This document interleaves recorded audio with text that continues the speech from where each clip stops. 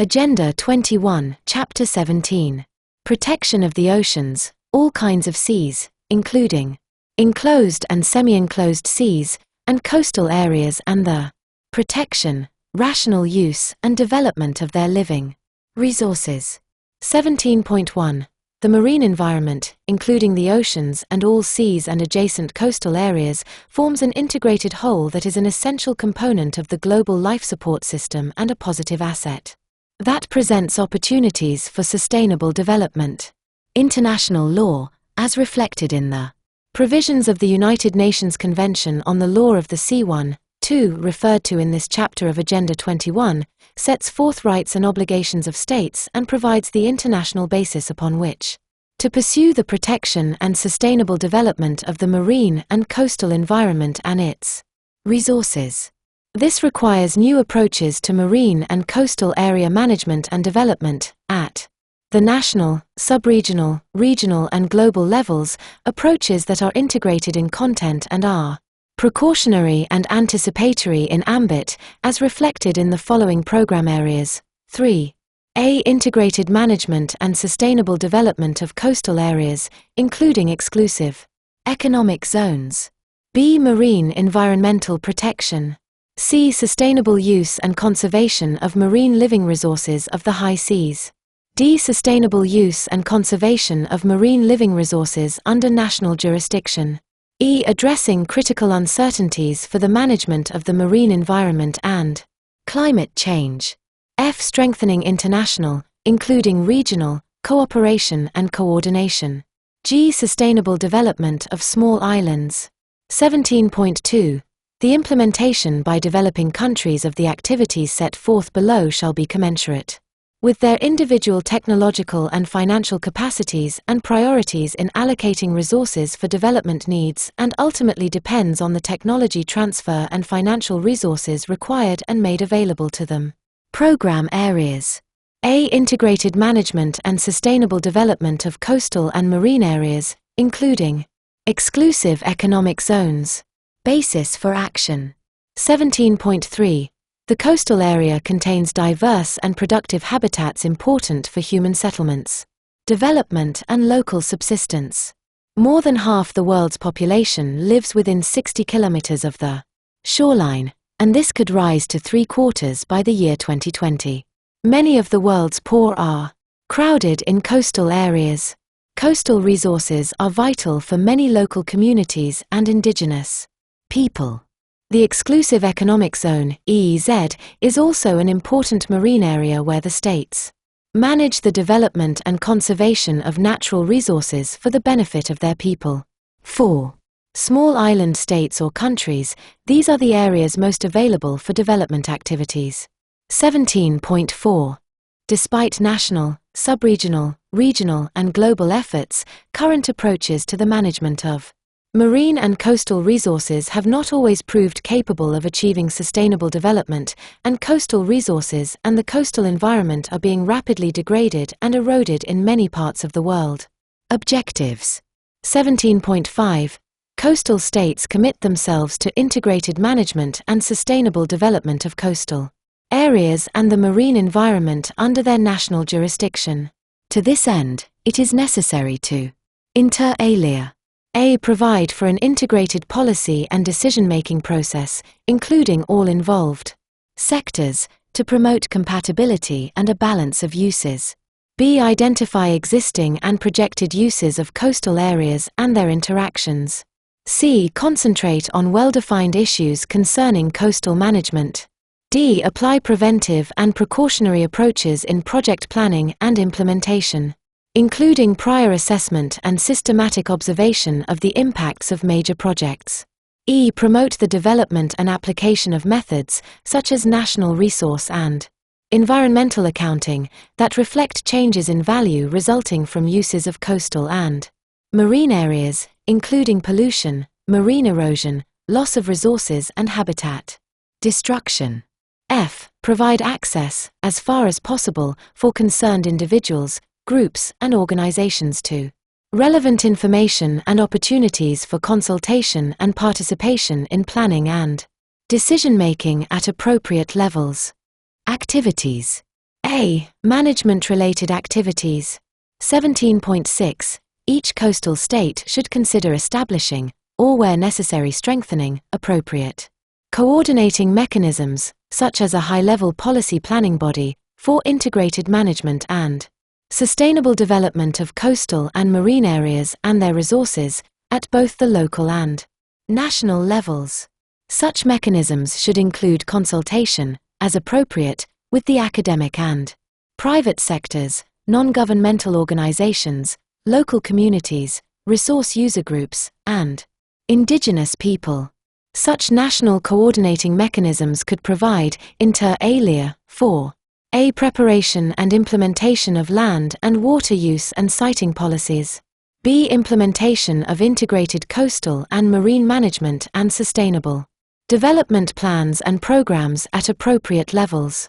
C. Preparation of coastal profiles identifying critical areas, including eroded zones, physical processes, development patterns, user conflicts, and specific priorities for management.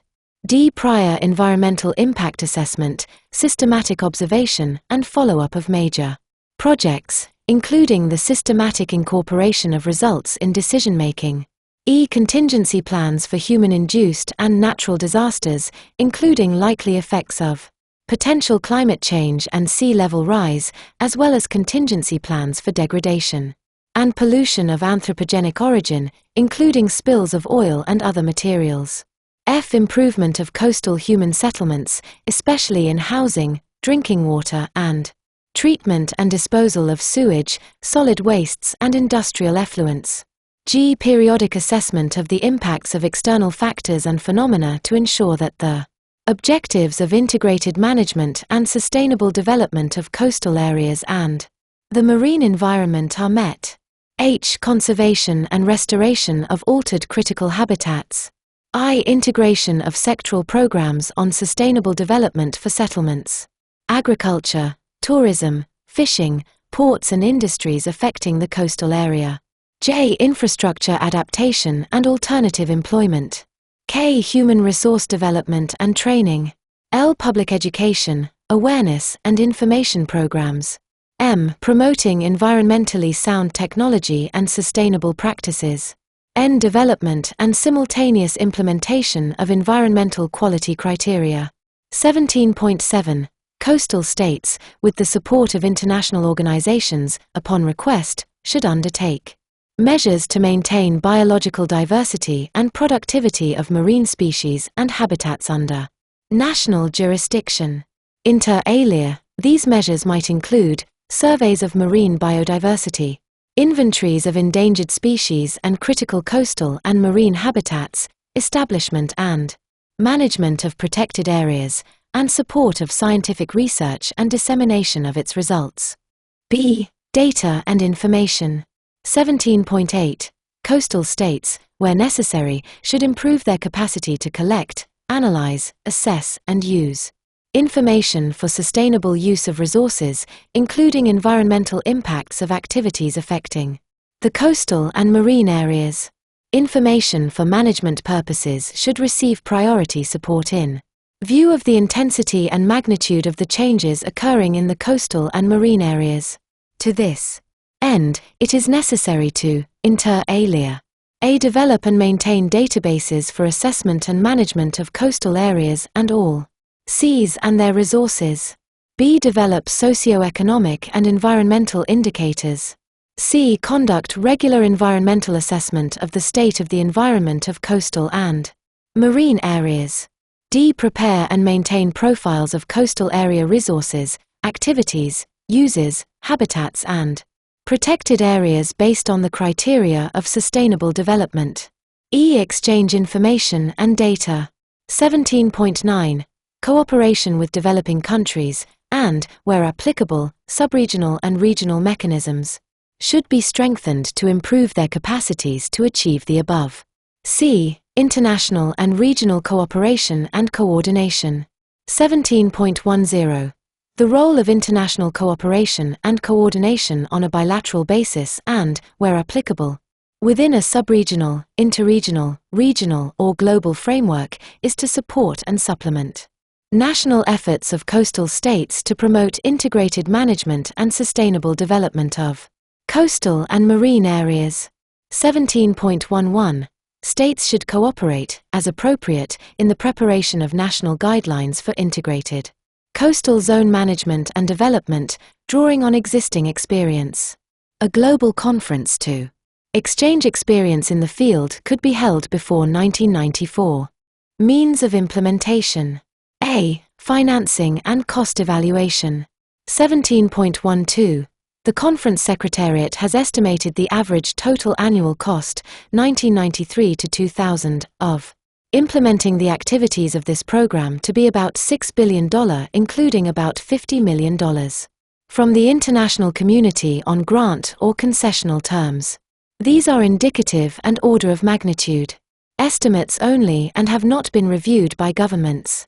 Actual costs and financial terms, including any that are non-concessional, will depend upon, inter alia, the specific strategies and programs governments decide upon for implementation. B. Scientific and technological means. 17.13. States should cooperate in the development of necessary coastal systematic observation, research, and information management systems.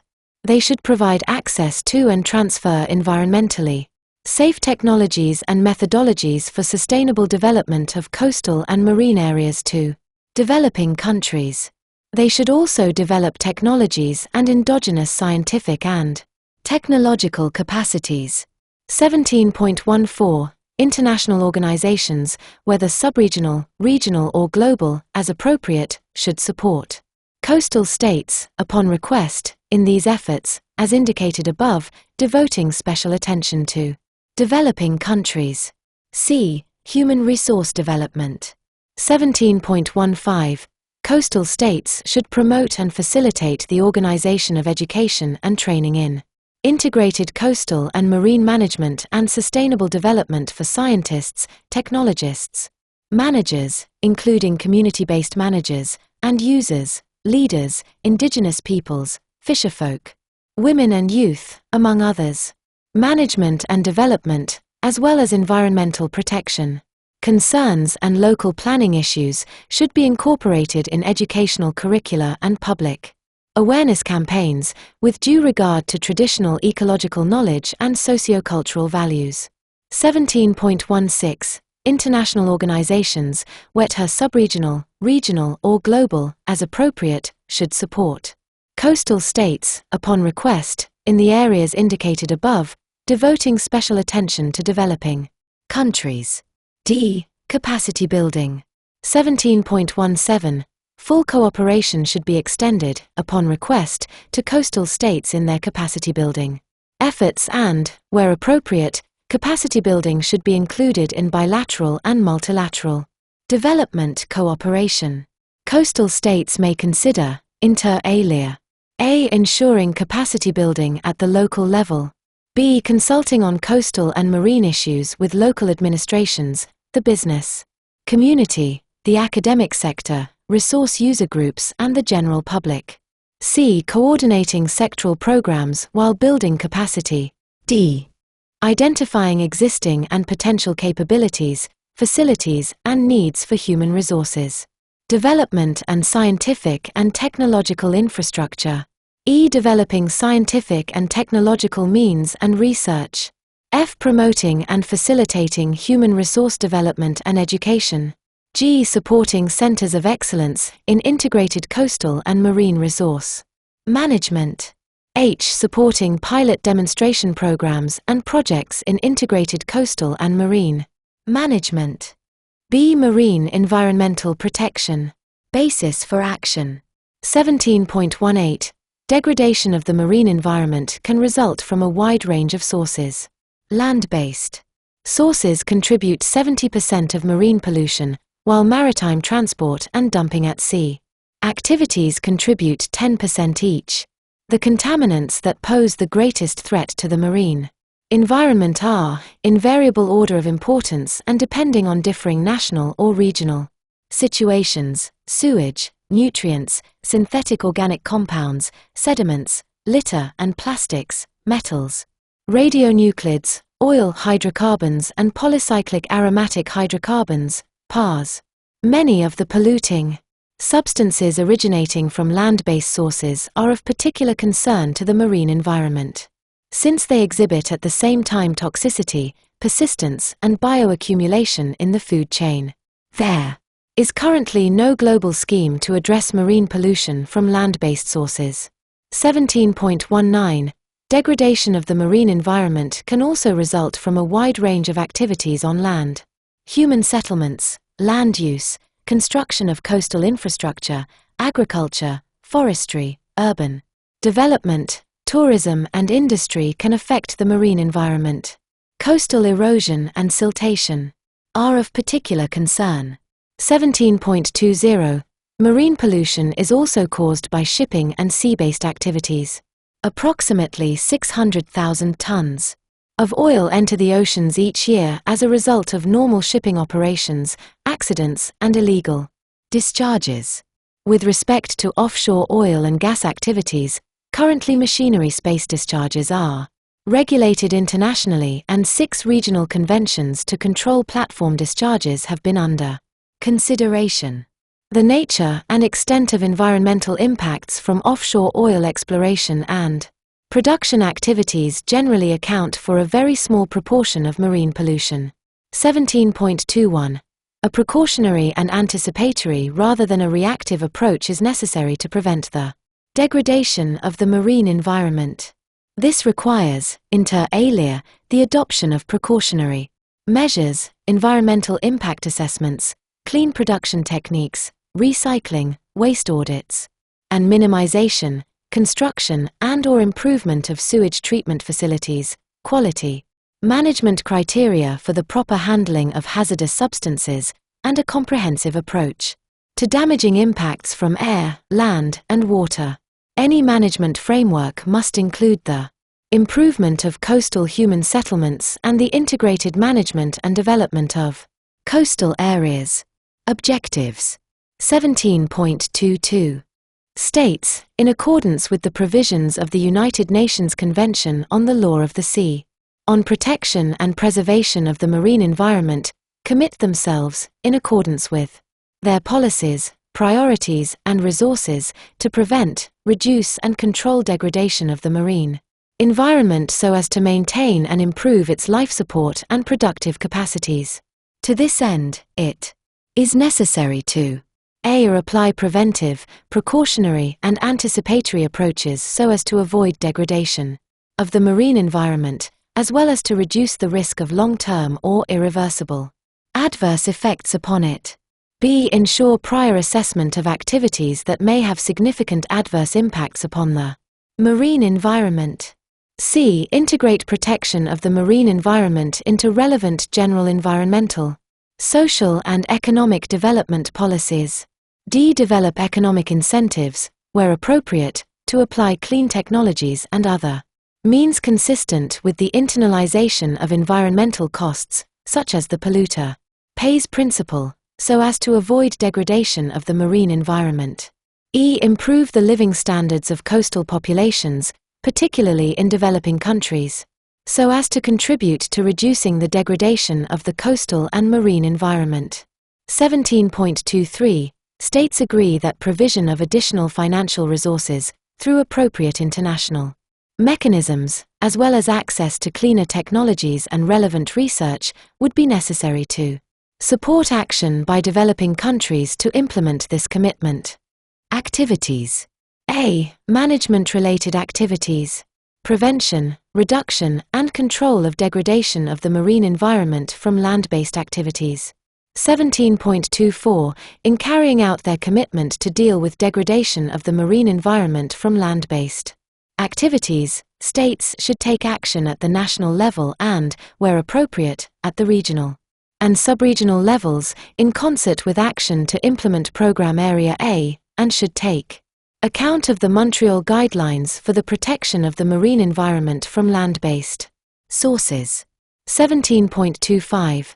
To this end, states, with the support of the relevant international environmental, scientific, technical and financial organizations, should cooperate, inter alia, to A. Consider updating, strengthening, and extending the Montreal Guidelines, as appropriate. B. Assess the effectiveness of existing regional agreements and action plans, where appropriate, with a view to identifying means of strengthening action, where necessary, to prevent, reduce, and control marine degradation caused by land-based activities. C. Initiate and promote the development of new regional agreements, where appropriate. D. Develop means of providing guidance on technologies to deal with the major types of pollution of the marine environment from land-based sources, according to the best scientific evidence. E. Develop policy guidance for relevant global funding mechanisms. F. Identify additional steps requiring international cooperation. 17.26. The UNEP Governing Council is invited to convene, as soon as practicable, an intergovernmental meeting on protection of the marine environment from land-based activities. 17.27. As concerns sewage, priority actions to be considered by states may include: A. Incorporating sewage concerns when formulating or reviewing coastal development plans, including human settlement plans. B. Building and maintaining sewage treatment facilities in accordance with national policies and capacities and international cooperation available. C. Locating coastal outfalls so as to maintain an acceptable level of environmental quality, and to avoid exposing shell fisheries, water intakes, and bathing areas to pathogens. D. Promoting environmentally sound co-treatments of domestic and compatible industrial effluents, with the introduction, where practicable, of controls on the entry of effluents that are not compatible with the system.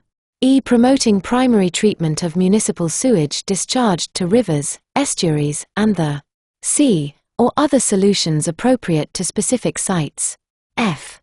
Establishing and improving local, national, subregional, and regional, as necessary, regulatory and monitoring programs to control effluent discharge, using minimum sewage effluent guidelines and water quality criteria, and giving due consideration to the characteristics of receiving bodies and the volume and type of pollutants. 17.28. As concerns other sources of pollution, priority actions to be considered by states may include: A. Establishing or improving, as necessary, regulatory and monitoring programs to control effluent discharges and emissions, including the development and application of control and recycling technologies. B. Promoting risk and environmental impact assessments to help ensure an acceptable level of environmental quality. C. Promoting assessment and cooperation at the regional level, where appropriate, with respect to the input of point source pollutants from new installations. D. Eliminating the emission or discharge of organohalogen compounds that threaten to accumulate to dangerous levels in the marine environment. E. Reducing the emission or discharge of other synthetic organic compounds that threaten to accumulate to dangerous levels in the marine environment. F. Promoting controls over anthropogenic inputs of nitrogen and phosphorus that enter coastal waters where such problems as eutrophication threaten the marine environment or its resources.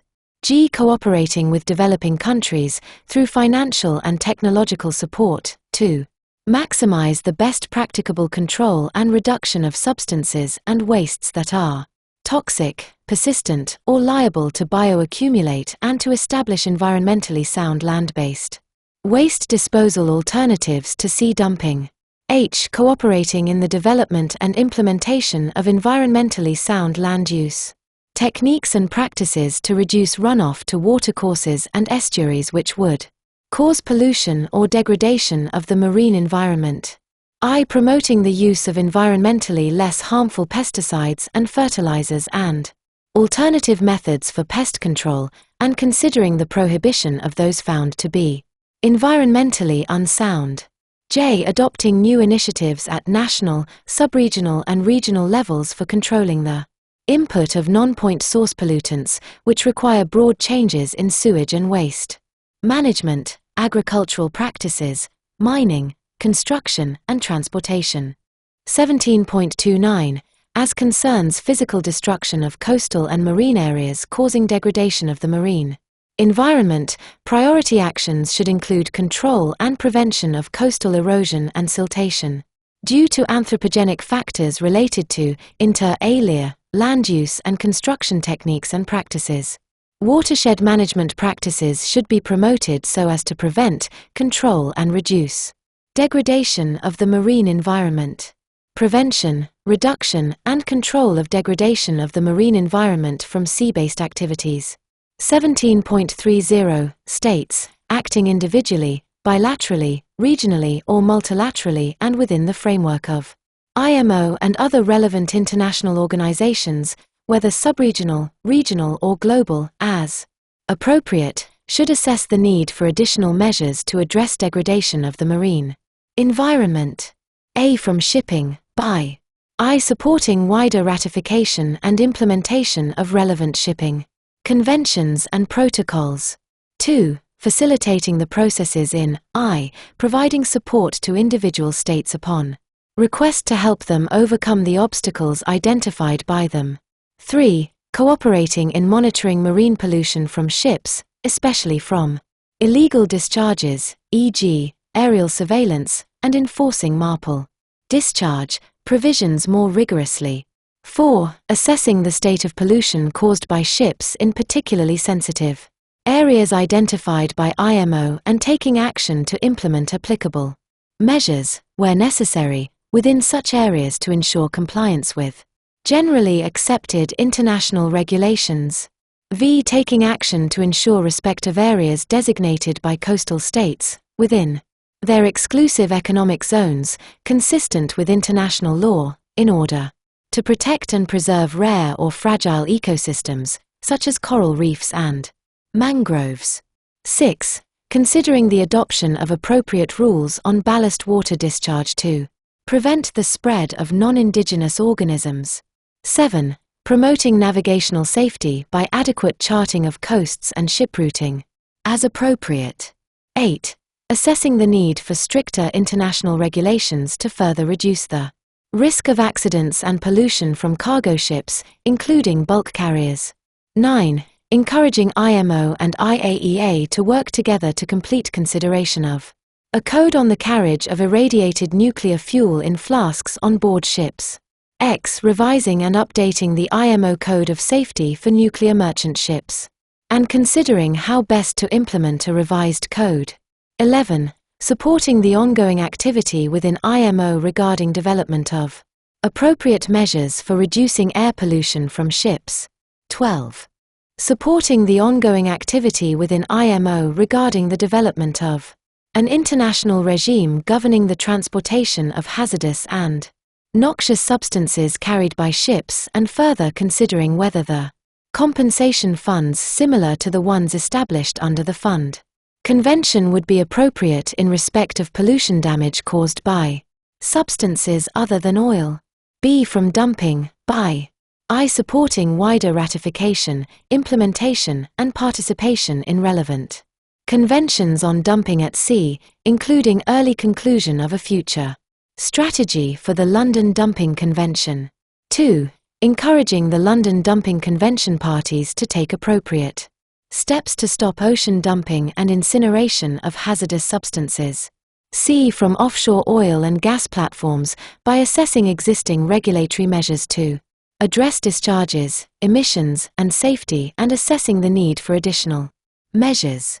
D. From ports, by facilitating establishment of port reception facilities for the collection of oily and chemical residues and garbage from ships, especially in MARPOL special areas, and promoting the establishment of smaller-scale facilities in marinas and fishing harbors.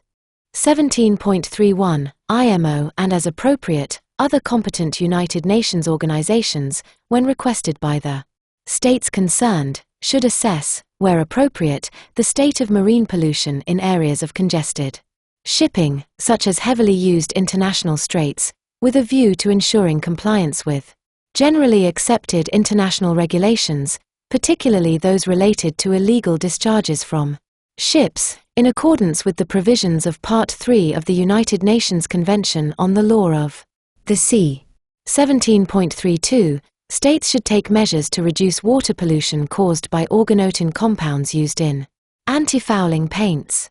17.33 States should consider ratifying the Convention on Oil Pollution Preparedness, Response and Cooperation, which addresses, inter alia, the development of contingency plans on the national and international level, as appropriate, including provision of oil spill response material and training of personnel, including its possible extension to chemical spill response. 17.34 States should intensify international cooperation to strengthen or establish, where necessary, regional oiled chemical spill response centers and/or, as appropriate, mechanisms in cooperation with relevant subregional, regional, or global intergovernmental organizations and, where appropriate, industry-based organizations. B. Data and information. 17.35 States should, as appropriate, and in accordance with the means at their disposal and with due regard for their technical and scientific capacity and resources, make systematic observations on the state of the marine environment. To this end, states should, as appropriate, consider a. Establishing systematic observation systems to measure marine environmental quality, including causes and effects of marine degradation, as a basis for management. B. Regularly exchanging information on marine degradation caused by land-based and sea-based activities and on actions to prevent, control and reduce such degradation. C. Supporting and expanding international programs for systematic observations such as the Mussel Watch program, building on existing facilities with special attention to developing countries. D. Establishing a clearinghouse on marine pollution control information, including processes and technologies to address marine pollution control and to support their transfer to developing countries and other countries with demonstrated needs. E. Establishing a global profile and database providing information on the sources, types, amounts and effects of pollutants reaching the marine environment from land-based activities in coastal areas and sea-based sources. F. Allocating adequate funding for capacity building and training programs to ensure the full participation of developing countries, in particular, in any international scheme under the organs and organizations of the United Nations System for the collection, analysis and use of data and information. Means of implementation. A. Financing and cost evaluation. 17.36 The Conference Secretariat has estimated the average total annual cost, 1993 to 2000, of implementing the activities of this program to be about $200 million from the international community on grant or concessional terms. These are indicative and order of magnitude estimates only and have not been reviewed by governments. Actual costs and financial terms, including any that are non-concessional, will depend upon, inter alia, the specific strategies and programs governments decide upon for implementation. B. Scientific and technological means.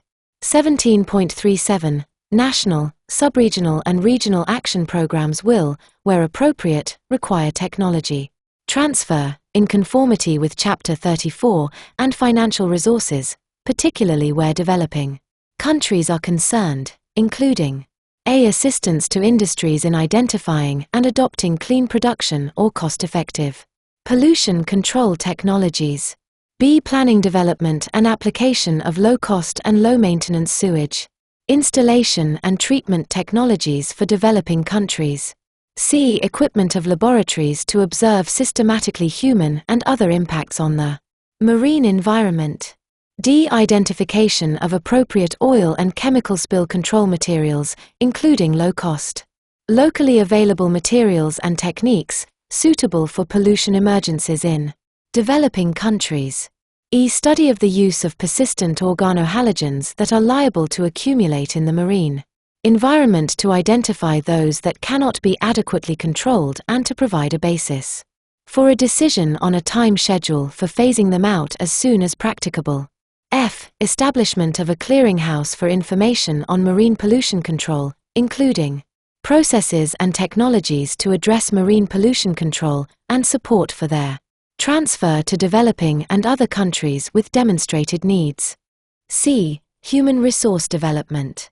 17.38. States individually or in cooperation with each other and with the support of international organizations, whether subregional, regional or global, as appropriate, should a. Provide training for critical personnel required for the adequate protection of the marine environment as identified by training needs surveys at the national, regional or subregional levels. B. Promote the introduction of marine environmental protection topics into the curriculum of marine studies programs. C. Establish training courses for oil and chemical spill response personnel, in cooperation, where appropriate, with the oil and chemical industries. D. Conduct workshops on environmental aspects of port operations and development. E. Strengthen and provide secure financing for new and existing specialized international centers of professional maritime education. F. States should, through bilateral and multilateral cooperation, support and supplement the national efforts of developing countries as regards human resource development in relation to prevention and reduction of degradation of the marine environment. D. Capacity building. 17.39. National planning and coordinating bodies should be given the capacity and authority to review all land-based activities and sources of pollution for their impacts on the marine environment and to propose appropriate control measures. 17.40. Research facilities should be strengthened or, where appropriate, developed in developing countries for systematic observation of marine pollution, environmental impact assessment and development of control recommendations, and should be managed and staffed by local experts. 17.41. Special arrangements will be needed to provide adequate financial and technical resources to assist developing countries in preventing and solving problems associated with activities that threaten the marine environment. 17.42.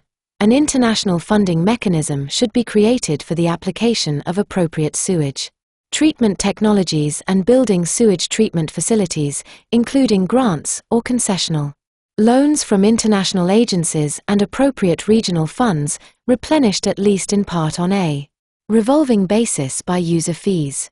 17.43. In carrying out these program activities, particular attention needs to be given to the problems of developing countries that would bear an unequal burden because of their lack of facilities, expertise or technical capacities. C. Sustainable use and conservation of marine living resources of the high seas. Basis for action. 17.44. Over the last decade, fisheries on the high seas have considerably expanded and currently represent approximately 5% of total world landings. The provisions of the United Nations Convention on the Law of the Sea on the Marine Living Resources of the High Seas sets forth rights and obligations of states with respect to conservation and utilization of those resources. 17.45. However, management of high seas fisheries, including the adoption, monitoring and enforcement of effective conservation measures, is inadequate in many areas and some resources are overutilized. There are problems of unregulated fishing, overcapitalization, excessive fleet size, vessel reflagging to escape controls, insufficiently selective gear, unreliable databases, and lack of sufficient cooperation between states. Action by states whose nationals and vessels fish on the high seas, as well as cooperation at the bilateral, subregional, regional, and global levels, is essential particularly for highly migratory species and straddling stocks. Such action and cooperation should address inadequacies in fishing practices, as well as in biological knowledge, fisheries statistics and improvement of systems for handling data. Emphasis should also be on multispecies management and other approaches that take into account the relationships among species, especially in addressing depleted species, but also in identifying the potential of underutilized or unutilized populations. Objectives. 17.46. States commit themselves to the conservation and sustainable use of marine living resources on the high seas. To this end, it is necessary to A. Develop and increase the potential of marine living resources to meet human nutritional needs, as well as social, economic, and development goals. B. Maintain or restore populations of marine species at levels that can produce the maximum sustainable yield as qualified by relevant environmental and economic factors, taking into consideration relationships among species. C. Promote the development and use of selective fishing gear and practices that minimize waste in the catch of target species and minimize bycatch of non-target species. D. Ensure effective monitoring and enforcement with respect to fishing activities. E. Protect and restore endangered marine species. F. Preserve habitats and other ecologically sensitive areas. G. Promote scientific research with respect to the marine living resources in the high seas. 17.47. Nothing in paragraph 17.46 above restricts the right of a state or the competence of an international organization, as appropriate, to prohibit, limit or regulate the exploitation of marine mammals on the high seas more strictly than provided for in that paragraph. States shall cooperate with a view to the conservation of marine mammals and, in the case of cetaceans, shall in particular work through the appropriate international organizations for their conservation, management and study. 17.48. The ability of developing countries to fulfill the above objectives is dependent upon their capabilities, including the financial, scientific and technological means at their disposal. Adequate financial, scientific and technological cooperation should be provided to support action by them to implement these objectives. Activities. A. Management-related activities. 17.49. States should take effective action, including bilateral and multilateral cooperation, where appropriate at the subregional, regional and global levels, to ensure that high seas fisheries are managed in accordance with the provisions of the United Nations Convention on the Law of the Sea. In particular, they should A. Give full effect to these provisions with regard to fisheries populations whose ranges lie both within and beyond exclusive economic zones, straddling stocks. B. Give full effect to these provisions with regard to highly migratory species. C. Negotiate, where appropriate, international agreements for the effective management and conservation of fishery stocks. D. Define and identify appropriate management units. E. States should convene, as soon as possible, an intergovernmental conference under United Nations auspices, taking into account relevant activities at the subregional, regional and global levels, with a view to promoting effective implementation of the provisions of the United Nations Convention on the Law of the Sea on straddling fish stocks and highly migratory fish stocks.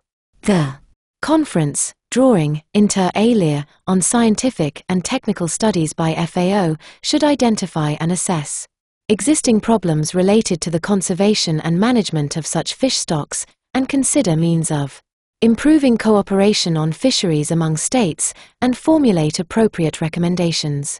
The work and the results of the conference should be fully consistent with the provisions of the United Nations Convention on the Law of the Sea, in particular the rights and obligations of coastal states and states. Fishing on the high seas. 17.50. States should ensure that fishing activities by vessels flying their flags on the high seas take place in a manner so as to minimize incidental catch. 17.51. States should take effective action consistent with international law to monitor and control fishing activities by vessels flying their flags on the high seas to ensure compliance with applicable conservation and management rules, including full, detailed, accurate and timely reporting of catches and effort. 17.52. States should take effective action, consistent with international law, to deter reflagging of vessels by their nationals as a means of avoiding compliance with applicable conservation and management rules for fishing activities on the high seas. 17.53. States should prohibit dynamiting, poisoning, and other comparable destructive fishing practices. 17.54. States should fully implement General Assembly Resolution 46/215 on large-scale pelagic drift net fishing.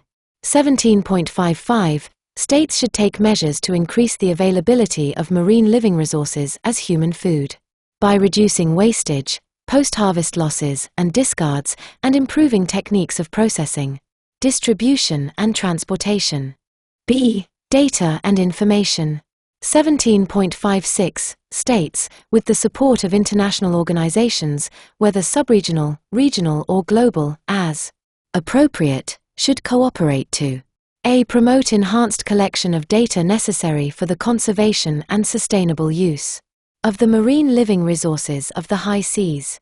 B. Exchange on a regular basis up-to-date data and information adequate for fisheries assessment. C. Develop and share analytical and predictive tools, such as stock assessment and bioeconomic models. D. Establish or expand appropriate monitoring and assessment programs. C. International and regional cooperation and coordination. 17.57 States, through bilateral and multilateral cooperation and within the framework of subregional and regional fisheries bodies, as appropriate, and with the support of other international intergovernmental agencies, should assess high seas resource potentials and develop profiles of all stocks, target and non-target. 17.58 States should, where and as appropriate, ensure adequate coordination and cooperation in enclosed and semi-enclosed seas and between subregional, regional and global intergovernmental fisheries bodies. 17.59 Effective cooperation within existing subregional, regional or global fisheries bodies should be encouraged. Where such organizations do not exist, states should, as appropriate, cooperate to establish such organizations. 17.60 States with an interest in a high seas fishery regulated by an existing subregional and/or regional high seas fisheries organization of which they are not members should be encouraged to join that organization, where appropriate. 17.61 States recognize a. The responsibility of the International Whaling Commission for the conservation and management of whale stocks and the regulation of whaling pursuant to the 1946 International Convention for the Regulation of Whaling. B. The work of the International Whaling Commission Scientific Committee in carrying out studies of large whales in particular, as well as of other cetaceans. C. The work of other organizations, such as the Inter-American Tropical Tuna Commission, and the Agreement on Small Cetaceans in the Baltic and North Sea under the Bonn Convention, in the conservation, management and study of cetaceans and other marine mammals. 17.62 States should cooperate for the conservation, management and study of cetaceans. Means of implementation. A. Financing and cost evaluation. 17.63 The Conference Secretariat has estimated the average total annual cost, 1993 to 2000, of implementing the activities of this program to be about $12 million from the international community on grant or concessional terms. These are indicative and order of magnitude estimates only and have not been reviewed by governments. Actual costs and financial terms, including any that are non-concessional, will depend upon, inter alia, the specific strategies and programs governments decide upon for implementation. B. Scientific and technological means. 17.64 States, with the support of relevant international organizations, where necessary, should develop collaborative technical and research programs to improve understanding of the life cycles and migrations of species found on the high seas, including identifying critical areas and life stages. 17.65 States, with the support of relevant international organizations, whether subregional, regional or global, as appropriate, should a. Develop databases on the high seas marine living resources and fisheries. B. Collect and correlate marine environmental data with high seas marine living resources data, including the impacts of regional and global changes brought about by natural causes and by human activities. C. Cooperate in coordinating research programs to provide the knowledge necessary to manage high seas resources. C. Human resource development. 17.66 Human resource development at the national level should be targeted at both development and management of high seas resources, including training in high seas fishing techniques and in high seas resource assessment, strengthening cadres of personnel to deal with high seas resource management and conservation and related environmental issues, and training observers and inspectors to be placed on fishing vessels. D. Capacity building. 17.67 states, with the support, where appropriate, of relevant international organizations, whether sub-regional, regional, or global, should cooperate to develop or upgrade systems and institutional structures for monitoring, control, and surveillance, as well as the research capacity for assessment of marine living resource populations. 17.68 special support, including cooperation among states, will be needed to enhance the capacities of developing countries in the areas of data and information, scientific and technological means, and human resource development in order to participate effectively in the conservation and sustainable utilization of high seas marine living resources. D. Sustainable use and conservation of marine living resources under national jurisdiction. Basis for action. 17.69 marine fisheries yield 80 to 90 million tons of fish and shellfish per year, 95% of which is taken from waters under national jurisdiction. Yields have increased nearly fivefold over the past 4 decades. The provisions of the United Nations Convention on the Law of the Sea on Marine Living Resources of the Exclusive Economic Zone and other areas under national jurisdiction set forth rights and obligations of states with respect to conservation and utilization of those resources. 17.70 marine living resources provide an important source of protein in many countries, and their use is often of major importance to local communities and indigenous people. Such resources provide food and livelihoods to millions of people and, if sustainably utilized, offer increased potential to meet nutritional and social needs, particularly in developing countries. To realize this potential requires improved knowledge and identification of marine living resource stocks, particularly of underutilized and unutilized stocks and species, use of new technologies, better handling and processing facilities to avoid wastage, and improved quality and training of skilled personnel to manage and conserve effectively the marine living resources of the Exclusive Economic Zone and other areas under national jurisdiction.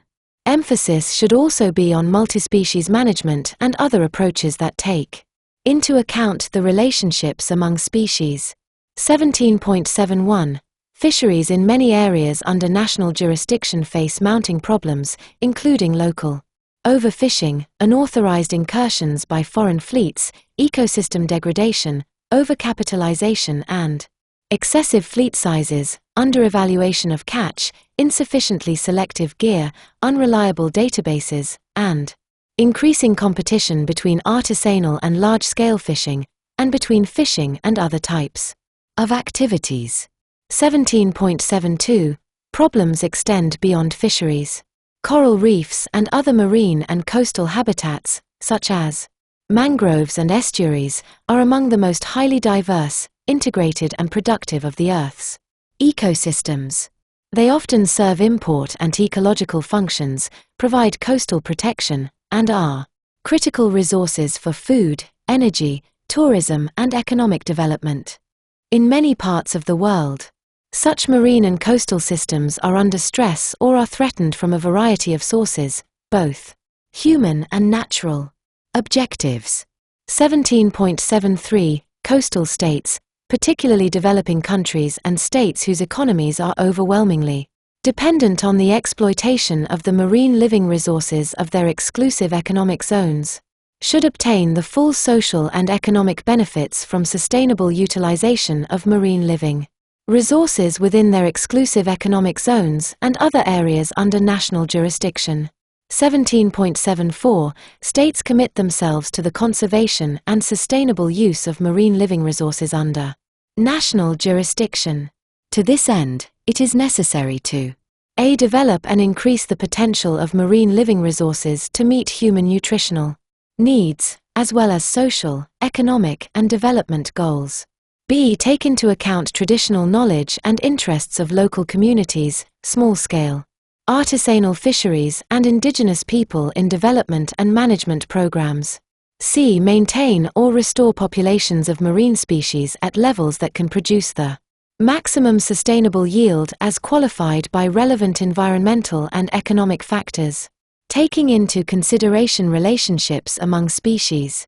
D. Promote the development and use of selective fishing gear and practices that minimize waste in the catch of target species and minimize bycatch of non-target species. E. Protect and restore endangered marine species. F. Preserve rare or fragile ecosystems, as well as habitats and other ecologically sensitive areas. 17.75. Nothing in paragraph 17.74 above restricts the right of a coastal state or the competence of an international organization, as appropriate, to prohibit, limit, or regulate the exploitation of marine mammals more strictly than provided for in that paragraph. States shall cooperate with a view to the conservation of marine mammals and in the case of cetaceans shall in particular work through the appropriate international organizations for their conservation, management, and study. 17.76. The ability of developing countries to fulfill the above objectives is dependent upon their capabilities, including the financial, scientific, and technological means at their disposal. Adequate financial, scientific, and technological cooperation should be provided to support action by them to implement these objectives. Activities. A. Management-related activities. 17.77. States should ensure that marine living resources of the exclusive economic zone and other areas under national jurisdiction are conserved and managed in accordance with the provisions of the United Nations Convention on the Law of the Sea. 17.78. States, in implementing the provisions of the United Nations Convention on the Law of the Sea, should address the issues of straddling stocks and highly migratory species, and, taking fully into account the objective set out in paragraph 17.73, access to the surplus of allowable catches. 17.79. Coastal states, individually or through bilateral and/or multilateral cooperation and with the support, as appropriate, of international organizations, whether subregional, regional or global, should inter alia A. Assess the potential of marine living resources, including underutilized or unutilized stocks and species, by developing inventories, where necessary, for their conservation and sustainable use. B. Implement strategies for the sustainable use of marine living resources, taking into account the special needs and interests of small-scale artisanal fisheries, local communities and indigenous people to meet human nutritional and other development needs. C. Implement, in particular in developing countries, mechanisms to develop mariculture, aquaculture and small-scale, deep-sea and oceanic fisheries within areas under national jurisdiction where assessments show that marine living resources are potentially available. D. Strengthen their legal and regulatory frameworks, where appropriate, including management, enforcement, and surveillance capabilities, to regulate activities related to the above strategies. E. Take measures to increase the availability of marine living resources as human food by reducing wastage, post-harvest losses and discards, and improving techniques of processing, distribution, and transportation. F. Develop and promote the use of environmentally sound technology under criteria compatible with the sustainable use of marine living resources, including assessment of the environmental impact of major new fishery practices. G. Enhance the productivity and utilization of their marine living resources for food and income. 17.80. Coastal states should explore the scope for expanding recreational and tourist activities based on marine living resources, including those for providing alternative sources of income. Such activities should be compatible with conservation and sustainable development policies and plans. 17.81. Coastal states should support the sustainability of small-scale artisanal fisheries. To this end, they Should, as appropriate. A. Integrate small-scale artisanal fisheries development in marine and coastal planning, taking into account the interests and, where appropriate, encouraging representation of fishermen, small-scale fisher workers, women, local communities, and indigenous people. B. Recognize the rights of small-scale fish workers and the special situation of indigenous people and local communities, including their rights to utilization and protection of their habitats on a sustainable basis. C. Develop systems for the acquisition and recording of traditional knowledge concerning marine living resources and environment and promote the incorporation of such knowledge into management systems. 17.82. Coastal states should ensure that, in the negotiation and implementation of international agreements on the development or conservation of marine living resources, the interests of local communities and indigenous people are taken into account, in particular their right to subsistence. 17.83. Coastal states, with the support, as appropriate, of international organizations should conduct analyses of the potential for aquaculture in marine and coastal areas under national jurisdiction and apply appropriate safeguards as to the introduction of new species. 17.84. States should prohibit dynamiting, poisoning, and other comparable destructive fishing practices. 17.85. States should identify marine ecosystems exhibiting high levels of biodiversity and productivity, and other critical habitat areas, and should provide necessary limitations on use in these areas through, inter alia, designation of protected areas. Priority should be accorded, as appropriate, to A. Coral reef ecosystems, B. Estuaries, C. Temperate and tropical wetlands, including mangroves, D. Seagrass beds, E. Other spawning and nursery areas, B. Data and information. 17.86. States, individually or through bilateral and multilateral cooperation and with the support, as appropriate, of international organizations, whether subregional, regional or global, should A. Promote enhanced collection and exchange of data necessary for the conservation and sustainable use of the marine living resources under national jurisdiction. B. Exchange on a regular basis up-to-date data and information necessary for fisheries assessment. C. Develop and share analytical and predictive tools, such as stock assessment and bioeconomic models. D. Establish or expand appropriate monitoring and assessment programs. E. Complete or update marine biodiversity, marine living resource and critical habitat profiles of exclusive economic zones and other areas under national jurisdiction, taking account of changes in the environment brought about by natural causes and human activities. C. International and regional cooperation and coordination.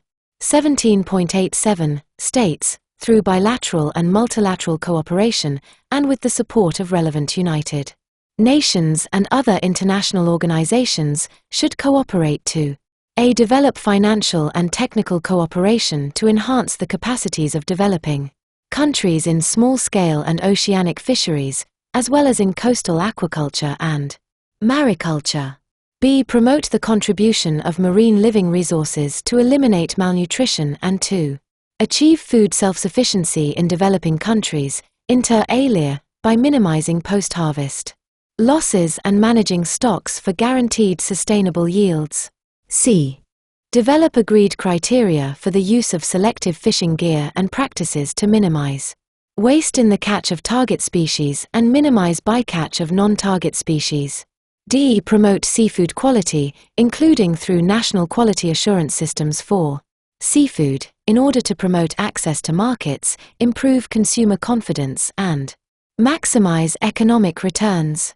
17.88. States should, where and as appropriate, ensure adequate coordination and cooperation in enclosed and semi-enclosed seas and between sub-regional, regional and global intergovernmental fisheries bodies. 17.89. States recognize A. The responsibility of the International Whaling Commission for the conservation and management of whale stocks and the regulation of whaling pursuant to the 1946 International Convention for the Regulation of Whaling. B. The work of the International Whaling Commission Scientific Committee in carrying out studies of large whales in particular, as well as of other cetaceans. C. The work of other organizations, such as the Inter-American Tropical Tuna Commission, and the Agreement on Small Cetaceans in the Baltic and North Sea under the Bonn Convention, in the conservation, management and study of cetaceans and other marine mammals. 17.90.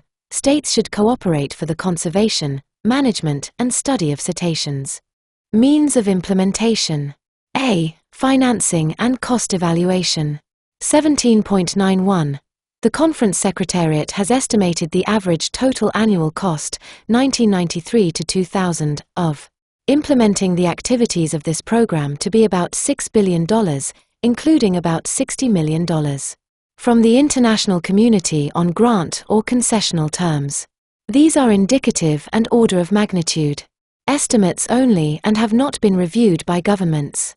Actual costs will depend upon, inter alia, the specific strategies and programs governments decide upon for implementation. B. Scientific and technological means. 17.92. States, with the support of relevant intergovernmental organizations, as appropriate, should A. Provide for the transfer of environmentally sound technologies to develop fisheries, aquaculture and mariculture, particularly to developing countries. B. Accord special attention to mechanisms for transferring resource information and improved fishing and aquaculture technologies to fishing communities at the local level. C. Promote the study, scientific assessment, and use of appropriate traditional management systems. D. Consider observing, as appropriate, the FAO, ICES Code of Practice for consideration of transfer and introduction of marine and freshwater organisms. E. Promote scientific research on marine areas of particular importance for marine living resources, such as areas of high diversity, endemism and productivity and migratory stopover points. C. Human resource development. 17.93. States individually, or through bilateral and multilateral cooperation and with the support of relevant international organizations, whether subregional, regional or global, as appropriate, should encourage and provide support for developing countries, inter alia, to A. Expand multidisciplinary education, training and research on marine living resources, particularly in the social and economic sciences. B. Create training opportunities at national and regional levels to support artisanal, including subsistence, fisheries, to develop small-scale use of marine living resources, and to encourage equitable participation of local communities, small-scale fish workers, women and indigenous people.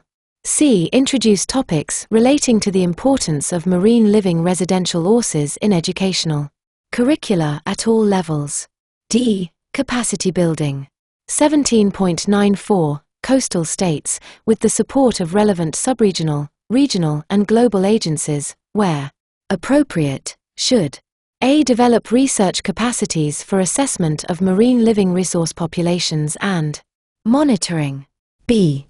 Provide support to local fishing communities, in particular those that rely on fishing for subsistence, indigenous people and women, including, as appropriate, the technical and financial assistance to organize, maintain, exchange and improve traditional knowledge of marine living resources and fishing techniques, and upgrade knowledge on marine ecosystems. C. Establish sustainable aquaculture development strategies, including environmental management in support of rural fish farming communities. D. Develop and strengthen, where the need may arise, institutions capable of implementing the objectives and activities related to the conservation and management of marine living resources. 17.95. Special support, including cooperation among states, will be needed to enhance the capacities of developing countries in the areas of data and information, scientific and technological means and human resource development in order to enable them to participate effectively in the conservation and sustainable use of marine living resources under national jurisdiction. E. Addressing critical uncertainties for the management of the marine environment and climate change. Basis for action. 17.96. The marine environment is vulnerable and sensitive to climate and atmospheric changes. Rational.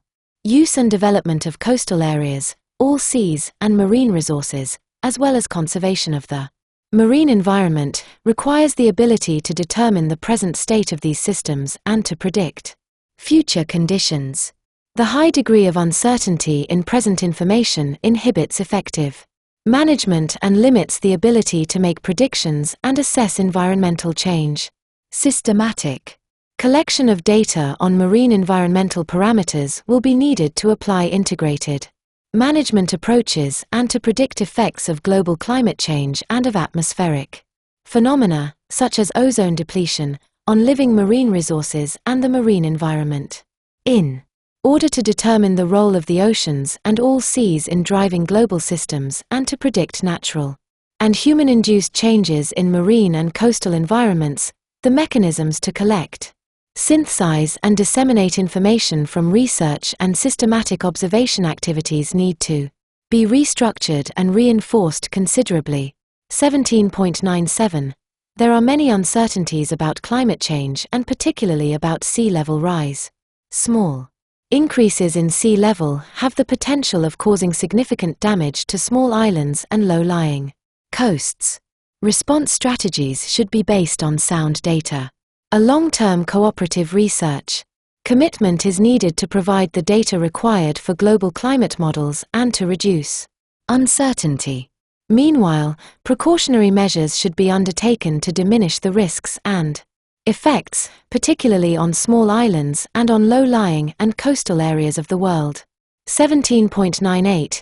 Increased ultraviolet radiation derived from ozone depletion has been reported in some areas of the world. An assessment of its effects in the marine environment is needed to reduce uncertainty and to provide a basis for action. Objectives. 17.99 states, in accordance with provisions of the United Nations Convention on the Law of the Sea on Marine Scientific Research, commit themselves to improve the understanding of the marine environment and its role on global processes.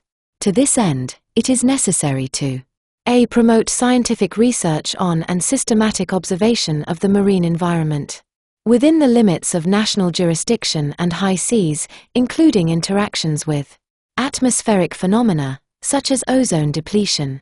B. Promote exchange of data and information resulting from scientific research and systematic observation and from traditional ecological knowledge and ensure its availability to policymakers and the public at the national level. C. Cooperate with a view to the development of standard intercalibrated procedures, measuring techniques, data storage and management capabilities for scientific research on and systematic observation of the marine environment. Activities. A. Management-related activities.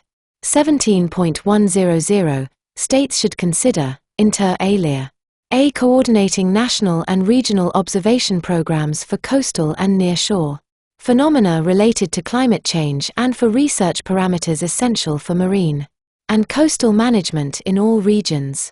B. Providing improved forecasts of marine conditions for the safety of inhabitants of coastal areas and for the efficiency of maritime operations. C. Cooperating with a view to adopting special measures to cope with and adapt to potential climate change and sea level rise, including the development of globally accepted methodologies for coastal vulnerability assessment, modeling and response strategies, particularly for priority areas such as small islands and low-lying and critical coastal areas. D. Identifying ongoing and planned programs of systematic observation of the marine environment with a view to integrating activities and establishing priorities to address critical uncertainties for oceans and all seas. E. Initiating a program of research to determine the marine biological effects of increased levels of ultraviolet rays due to the depletion of the stratospheric ozone layer and to evaluate the possible effects. 17.101. Recognizing the important role that oceans and all seas play in attenuating potential climate change, IOC, and other relevant competent United Nations bodies, with the support of countries having the resources and expertise, should carry out analysis, assessments, and systematic observation of the role of oceans as a carbon sink. B. Data and information. 17.102 States should consider, inter alia, a. Increasing international cooperation, particularly with a view to strengthening national scientific and technological capabilities for analyzing, assessing, and predicting global climate and environmental change. B. Supporting the role of the IOC in cooperation with WMO, UNEP, and other international organizations in the collection, analysis, and distribution of data and information from the oceans and all seas, including as appropriate, through the Global Ocean Observing System, giving special attention to the need for IOC to develop fully the strategy for providing training and technical assistance for developing countries through its training, education and mutual assistance (TEMA) program. C. Creating national multisectoral information bases covering the results of research and systematic observation programs. D. Linking these databases to existing data and information services and mechanisms, such as World Weather Watch and Earthwatch. E. Cooperating with a view to the exchange of data and information and its storage and archiving through the world and regional data centers. F. Cooperating to ensure full participation of developing countries, in particular, in any international scheme under the organs and organizations of the United Nations system for the collection, analysis, and use of data and information. C. International and regional cooperation and coordination. 17.103 States should consider bilaterally and multilaterally and in cooperation with international organizations, whether subregional, regional, interregional or global, where appropriate. A. Providing technical cooperation in developing the capacity of coastal and island states for marine research and systematic observation and for using its results. B. Strengthening existing national institutions and creating, where necessary, international analysis and prediction mechanisms in order to prepare and exchange regional and global oceanographic analyses and forecasts and to provide facilities for international research and training at national, subregional and regional levels, where applicable. 17.104 In recognition of the value of Antarctica as an area for the conduct of scientific research, in particular research essential to understanding the global environment, states carrying out such research activities in Antarctica should, as provided for in Article 3 of the Antarctic Treaty, continue to A. Ensure that data and information resulting from such research are freely available to the international community. B. Enhance access of the international scientific community and specialized agencies of the United Nations to such data and information, including the encouragement of periodic seminars and symposia. 17.105 States should strengthen high-level interagency, subregional, regional and global coordination, as appropriate, and review mechanisms to develop and integrate systematic observation networks. This would include A. Review of existing regional and global databases. B. Mechanisms to develop comparable and compatible techniques, validate methodologies and measurements, organize regular scientific reviews, develop options for corrective measures, agree on formats for presentation and storage, and communicate the information gathered to potential users. C. Systematic observation of coastal habitats and sea level changes, inventories of marine pollution sources and reviews of fishery statistics. D. Organization of periodic assessments of ocean and all seas and coastal area status and trends. 17.106 International cooperation, through relevant organizations within the United Nations system, should support countries to develop and integrate regional systematic long-term observation programs, when applicable, into the regional seas programs in a coordinated fashion to implement, where appropriate, subregional, regional and global observing systems based on the principle of exchange of data. One aim should be the predicting of the effects of climate-related emergencies on existing coastal physical and socio-economic infrastructure. 17.107 Based on the results of research on the effects of the additional ultraviolet radiation reaching the Earth's surface, in the fields of human health, agriculture and marine environment, states and international organizations should consider taking appropriate remedial measures. Means of implementation. A. Financing and cost evaluation. 17.108 The Conference Secretariat has estimated the average total annual cost, 1993 to 2000, of implementing the activities of this program to be about $750 million, including about $480 million from the international community on grant or concessional terms. These are indicative and order of magnitude estimates only and have not been reviewed by governments. Actual costs and financial terms, including any that are non-concessional, will depend upon, inter alia, the specific strategies and programs governments decide upon for implementation. 17.109 Developed countries should provide the financing for the further development and implementation of the Global Ocean Observing System. B. Scientific and technological means. 17.110 To address critical uncertainties through systematic coastal and marine observations and research, coastal states should cooperate in the development of procedures that allow for comparable analysis and soundness of data. They should also cooperate on a sub-regional and regional basis, through existing programs where applicable, share infrastructure and expensive and sophisticated equipment, develop quality assurance procedures and develop human resources jointly. Special attention should be given to transfer of scientific and technological knowledge and means to support states, particularly developing countries, in the development of endogenous capabilities. 17.111 International organizations should support, when requested, coastal countries in implementing research projects on the effects of additional ultraviolet radiation. C. Human resource development.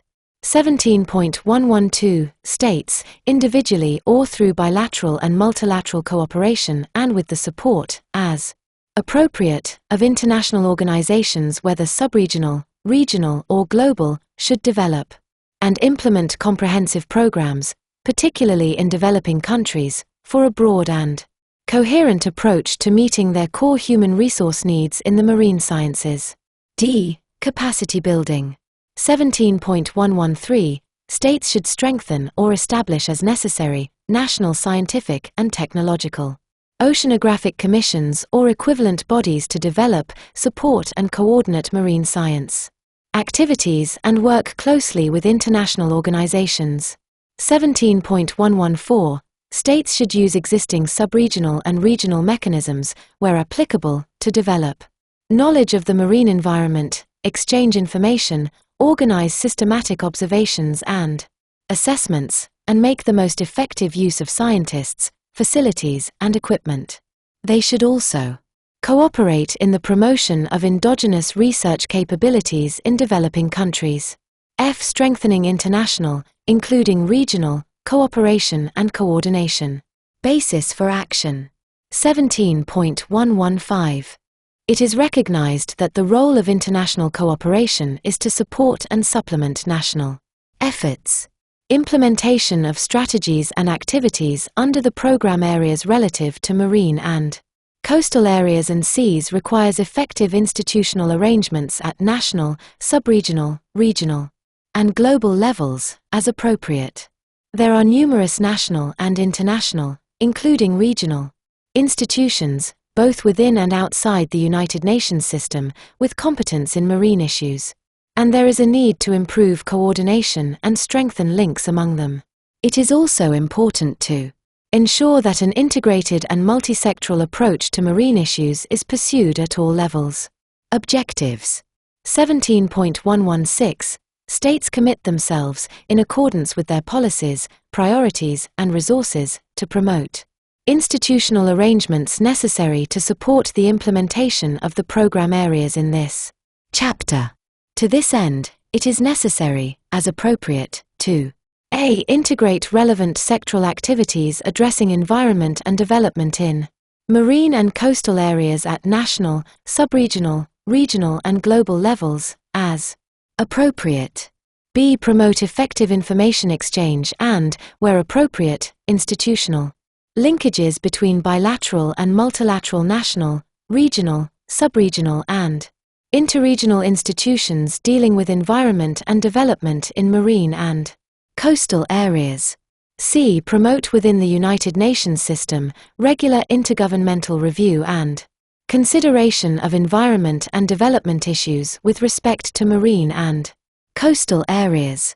D. Promote the effective operation of coordinating mechanisms for the components of the United Nations system dealing with issues of environment and development in marine and coastal areas, as well as links with relevant international development bodies. Activities. A. Management-related activities. Global. 17.117. The General Assembly should provide for regular consideration within the United Nations system at the intergovernmental level of general marine and coastal issues, including environment and development matters, and should request the Secretary-General and Executive Heads of United Nations agencies and organizations to a. Strengthen coordination and develop improved arrangements among the relevant United Nations organizations with major marine and coastal responsibilities, including their sub-regional and regional components.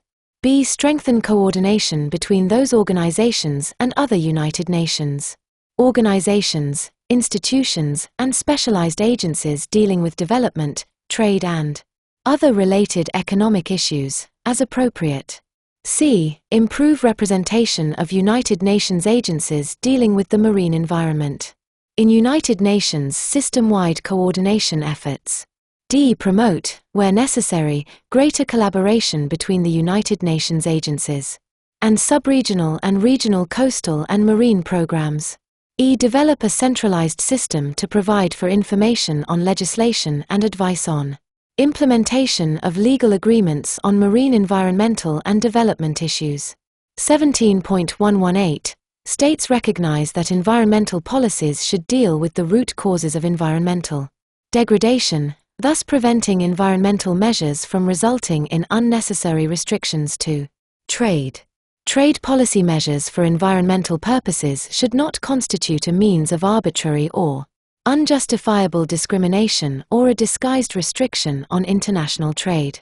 Unilateral actions to deal with environmental challenges outside the jurisdiction of the importing country should be avoided. Environmental measures addressing international environmental problems should, as far as possible, be based on an international consensus.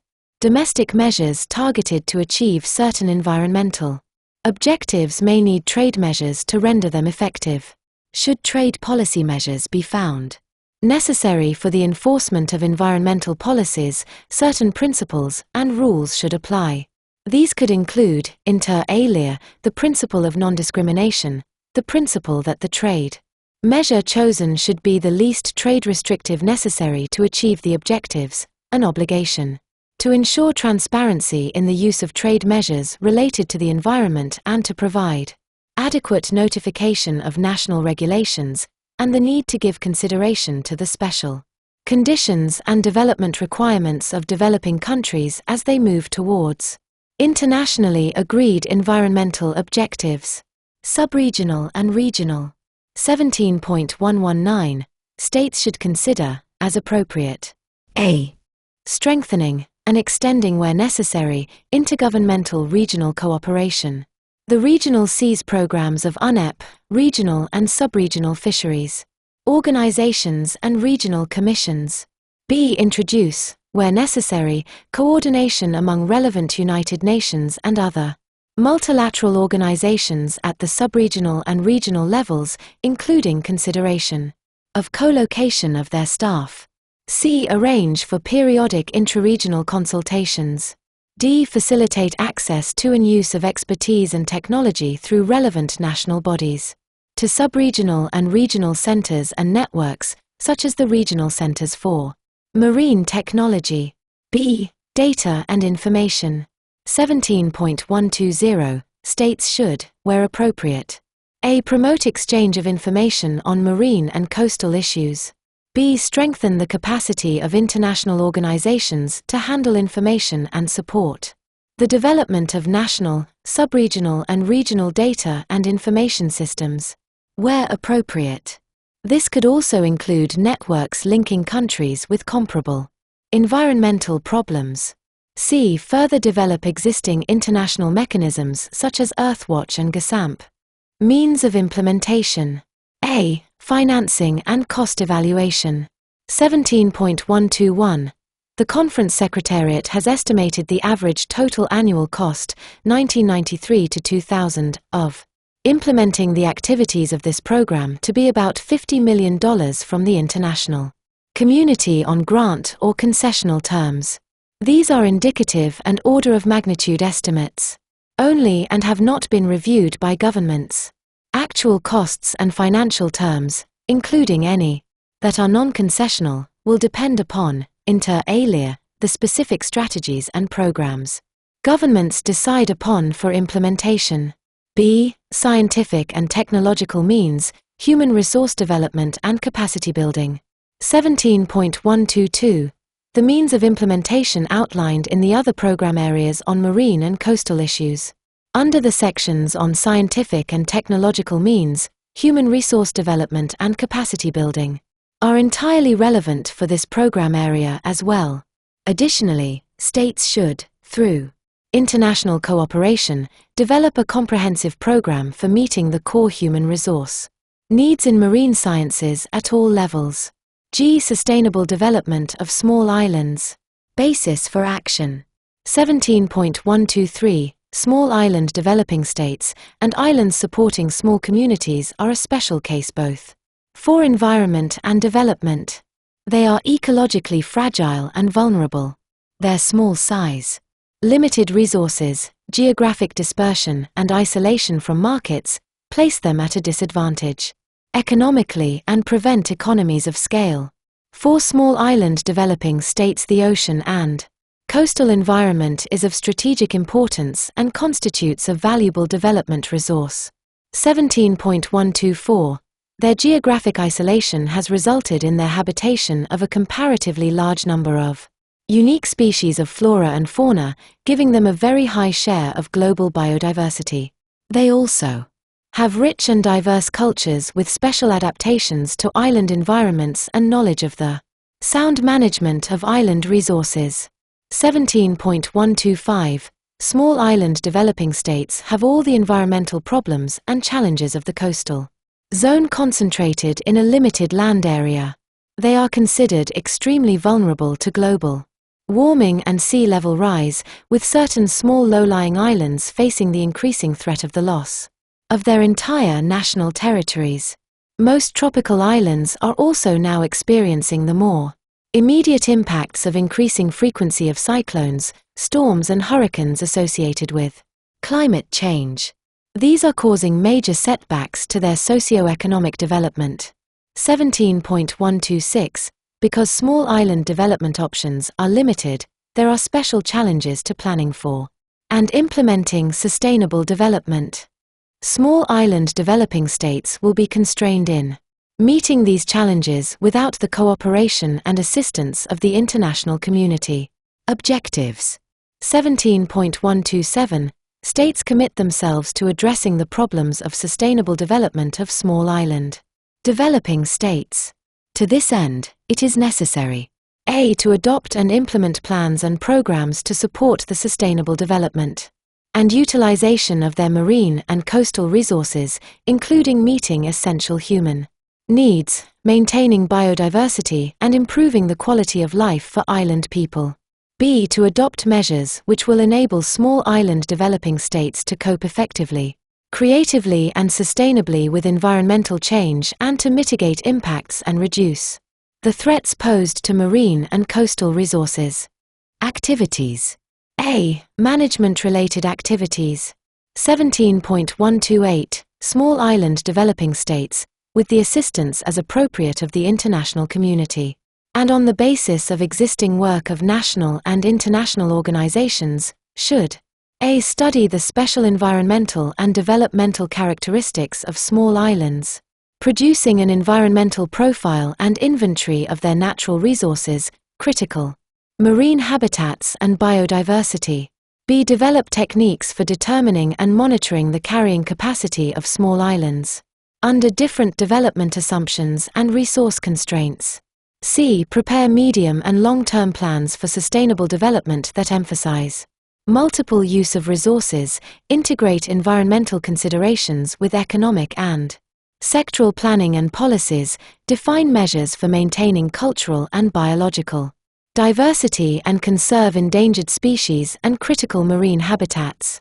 D. Adapt coastal area management techniques such as planning, siting and environmental impact assessments, using geographical information systems, GIS, suitable to the special characteristics of small islands, taking into account the traditional and cultural values of indigenous people of island countries. E. Review the existing institutional arrangements and identify and undertake appropriate institutional reforms essential to the effective implementation of sustainable development plans, including intersectoral coordination and community participation in the planning process. F. Implement sustainable development plans, including the review and modification of existing unsustainable policies and practices. G. Based on precautionary and anticipatory approaches, design and implement rational response strategies to address the environmental, social, and economic impacts of climate change and sea level rise, and prepare appropriate contingency plans.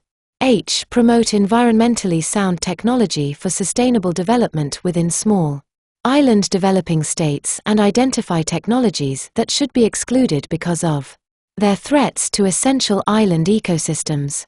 B. Data and information. 17.129.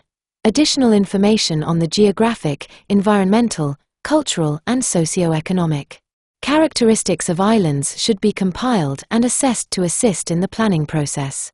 Existing island databases should be expanded and geographic information systems developed and adapted to suit the special characteristics of islands. C. International and regional cooperation and coordination. 17.130. Small island developing states, with the support, as appropriate, of international organizations, whether subregional, regional, or global, should develop and strengthen inter-island, regional and interregional cooperation and information exchange, including periodic regional and global meetings on sustainable development of small island developing states, with the first global conference on the sustainable development of small island developing states, to be held in 1993. 17.131. International organizations, whether subregional, regional or global, must recognize the special development requirements of small island developing states and give adequate priority in the provision of assistance, particularly with respect to the development and implementation of sustainable development plans. Means of implementation. A. Financing and cost evaluation. 17.132. The Conference Secretariat has estimated the average total annual cost, 1993 to 2000, of implementing the activities of this program to be about $130 million, including about $50 million from the international community on grant or concessional terms.